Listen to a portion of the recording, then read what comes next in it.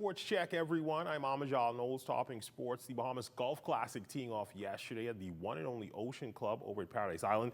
The Corn Ferry Tour event seeing over 140 golfers compete this week as they try and make the PGA Tour. Look at the leaderboard after day one. Sitting in first, Americans John Vanderland and Rick Lamb, who are both tied at 12 under. And third would be the USA's Hank Laboda, who is 11 under par. The lone Bahamian in the field would be Grand Bahamian Cameron Riley, who at suspension of play would be 4 over, scoring a 70 in round 2. We caught up with him after his day one performance. I struck the ball well. I did everything I was supposed to do, played solid golf, but the putts just weren't dropping today. But that happens, that's golf, and I'm proud of the way I played today. I hung in there. It got rough for a minute, but I hung in there and always got tomorrow, so looking forward to that. It's funny, I was actually talking to my caddy Alex about this. This competition is unlike anything in the world. It's the second highest place you can play in professional golf. I think I'm matching up pretty well to him. I'm handling myself, the way I'm supposed to. But one thing we were talking about is you got to think, these guys, every single one from 1 to 144, were the best in the world amateurly and the best in the world in their country. And it's crazy to just think that everybody came together, and it's cool that I can represent the Bahamas here because we have a great golf program too, and I'm living proof of that. And we need to show the world that, and I think I'm doing a pretty good job of that. Could do better, but I'm just trying to make sure that everybody knows the Bahamas and put them on notice. As for any pressure on playing at home, it's always added pressure. You always want to play well for your country and do your country proud. I think one thing that I really, really enjoyed, and I'm proud to be Bahamian, is everybody that came out and supported from little to old. That really kept me going out there.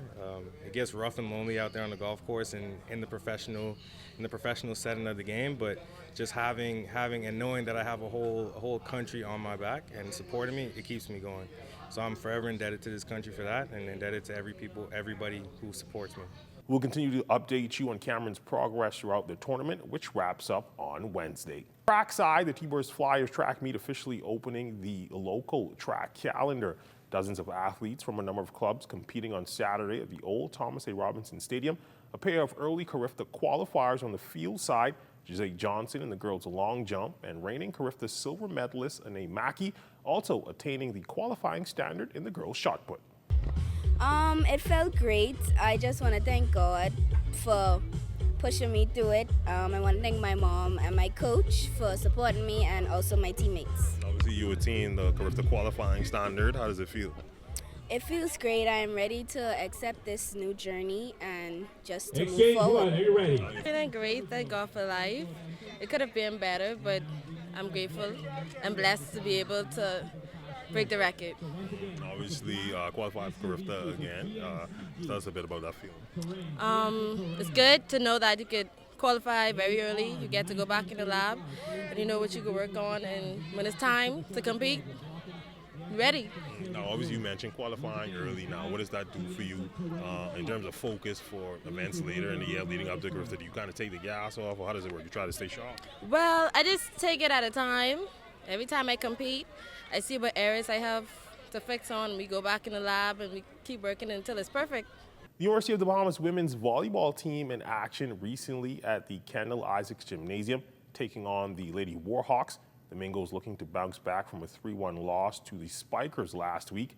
The match would start slow for the Mingos, who went down 4-zip early in the first set. That set got closer, trailing 20-18, but in the end, the Spikers won the set 25-20. Mingos struggling in the second set that ended with them falling 25-16. Third set saw the Mingos come alive as they started the game on a 3-zip run. That lead got extended to 11-6 as the Mingos began to buckle down on their mistakes. In the end, the Mingos won that set 25-16. With the Spikers leading the match 2-1, the Mingos found themselves in a 28-hole in the fourth set. They did not score again as the Spikers won 25-8 to get the 3-1 match win. They were in the game, so the momentum played a very important part in how they played. They started to communicate, they got into momentum, and that was the outcome. Once they relax, they play ball better. But they go into these lulls sometimes, and when the team could go and serve 10 points of you, it's hard to come back. The Bahamas Aquatics Federation, the body overseeing aquatic sports in the country, held its annual general meeting and elections on Saturday. and Algernon Cargill was re-elected as president unopposed. Cargill's leadership team comprises experienced Vice Presidents Lynn Frano as first Vice President, Christine Wallace-Whitfield as second Vice President, focusing on public relations, Gina Culmer-Taylor as the third Vice President. Georgia Albury resumes her role as Secretary, supported by Andrea Longley as Assistant Secretary. Elle Thompson is the Treasurer, and Kendrick Albury is the Assistant Treasurer. And that's been a look at your sports on this Monday. A check on weather when we return.